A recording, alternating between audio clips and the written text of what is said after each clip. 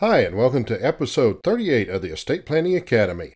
I'm your host, Gary DeWitt, and this is the internet's most passionate show about estate planning. Today's topic is planning step by step.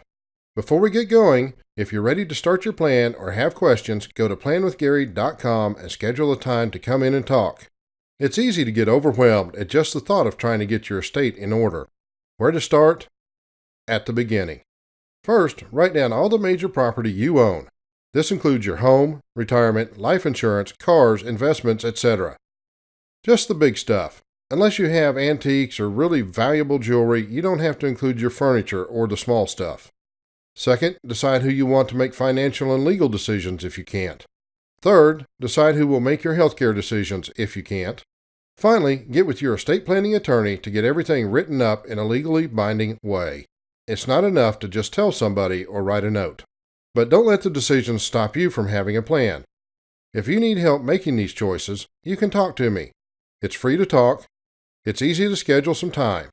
Just go to planwithgary.com.